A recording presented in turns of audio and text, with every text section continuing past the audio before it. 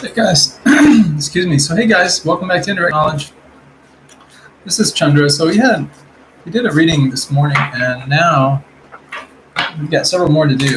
And so I haven't forgotten about you. If you're watching this video and I haven't uh, gotten to your reading yet, don't worry. We will get there. No worries. So today we have a very special tarot card reading, and this is for Stephanie. We're not going to mention any last names or any other names or anything in this reading, just to protect her privacy and anyone else's privacy. But Stephanie has an ex, and they just recently reconciled. And what Stephanie wants to know is if indeed her ex's intentions are actually sincere. So to answer that question, we're going to do a simple yes or no. And we're also going to see what we can do as far as getting some more insight into that matter. So let's go ahead and see what we got. Okay, so the first card that we have is the Wheel of Fortune. Now, the Wheel of Fortune is normally a pretty positive sign because it's sort of like unexpected luck. Something has kind of dropped into our lap. The Wheel of Fortune can go either way, though. It can be like a loss of fortune, or it could be like an increase in fortune. But it's also sort of like the karma wheel. What goes around comes around. So in this particular case, though, it's a positive bend that we're looking at. And positive bend, because of the placement of the card and everything, is basically telling us that this is a yes, that this person's intentions are in fact sincere. But we also have two more cards here, so before we get too bogged down into the reading and all, let's talk about this Wheel of Fortune for just a minute. So sometimes when there's a reconciliation, there's been a fight, there's been some disagreement, anything like that, when there is finally a meeting up of the minds and we're finally to a place where we can talk to each other, converse, get on nicely, make up, forget the past, or maybe not necessarily forget it, but at least agree to, sweep it under the rug for a period of time. That's where this Wheel of Fortune kind of comes in. It's sort of like saying, I forgive you, you forgive me, we're all good now, no big deal. But in the back of our mind somewhere, there's still that little thought, that little wonderment that says, I don't know. I mean, did this person just agree with me to agree with me, or were they really being sincere?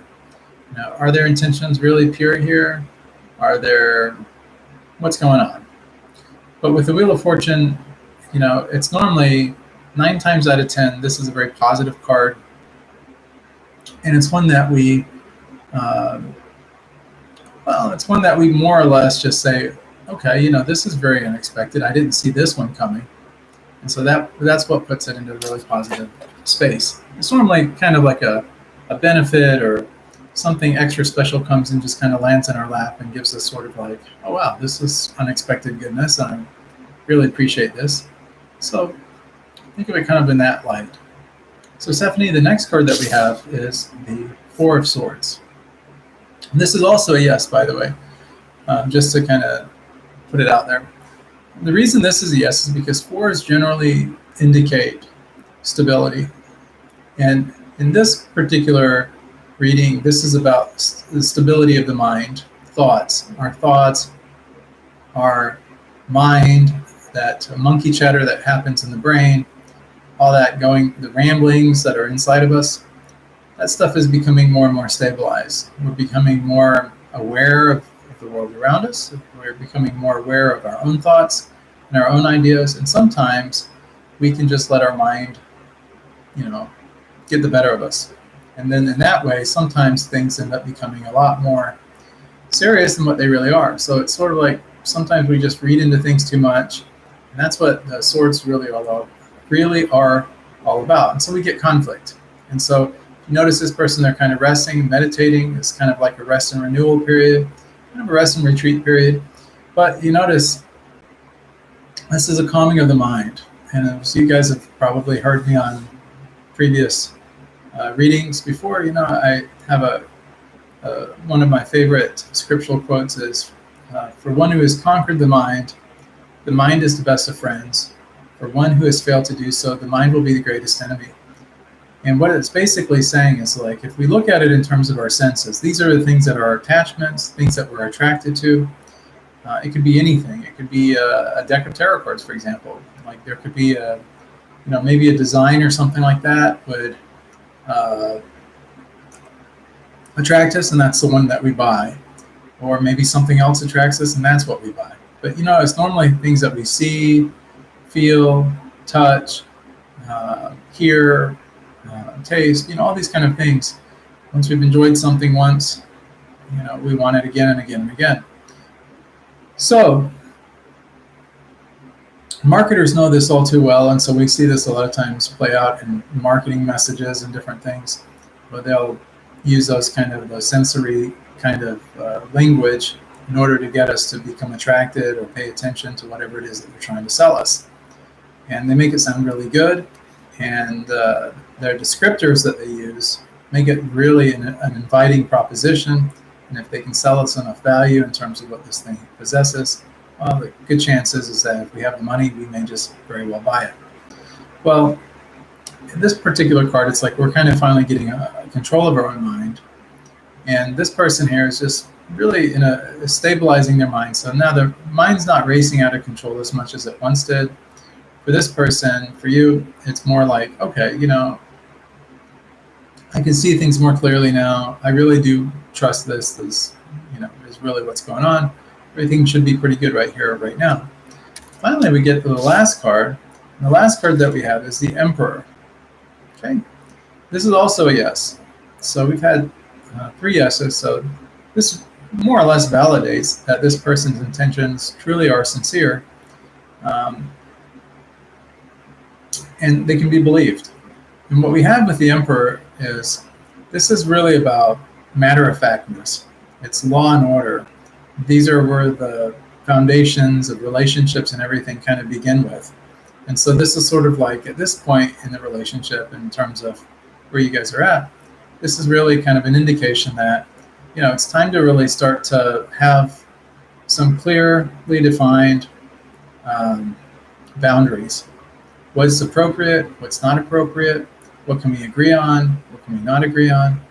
And once you get that stuff out in the open, you can then really start to assess things in a much more clear light, and where the boundary is. Not to cross such and such, or to do this or to do that. But sometimes in relationships, we really need to put those firmly in place, and that's what this Emperor is really screaming here, is that, okay, so he's sincere, but at the same time, if someone gets confused about something, if things are not clearly defined, well, then there may be some hiccups along the road later on. So having a strong foundation, knowing what the laws are, what the order of things are, those kind of things, is really, really important. So anyway, I hope this helps you. I mean, it's by and large, you can fairly well bank on the fact that this person is, and I'm picking it up pretty much too, that they are more or less sincere. They don't want to cross any boundaries or hurt you in any way, at least not intentionally, which is so their motivations are good. On the other hand, though, I do kind of pick up the sense that maybe things are not so clearly defined. And so there could be those, if something like a hiccup, something along the lines comes into play, and you get a little upset with him, I just want you to think in your mind, like, okay, wait a minute, we didn't really discuss that. We didn't really talk about it. He should have known, but let's not take people for granted, in the sense of, not, even though we might think that they should know something, or that they should get a clue, maybe this person doesn't necessarily get a clue about every little thing. And so sometimes a little patience, and just, letting this person don't let people walk all over you, but just, sometimes a little forgiveness on our part, overlooking littler things, and then of course, if something does happen, starting to put that out there, and just kind of more define it and say, okay, look, we can let it go, but in the future, maybe we cannot do this again, or something like that. So if you kind of understand where I'm going with that, just kind of like, sometimes you have to kind of condition people a little bit, or let people know how you feel. And that's sometimes hard to do when you can't necessarily do that in advance in every particular situation. So relationships take a little bit of time. We have to adjust and become calibrated to the other person. We have to get a sense of where they're at, what their expectations are.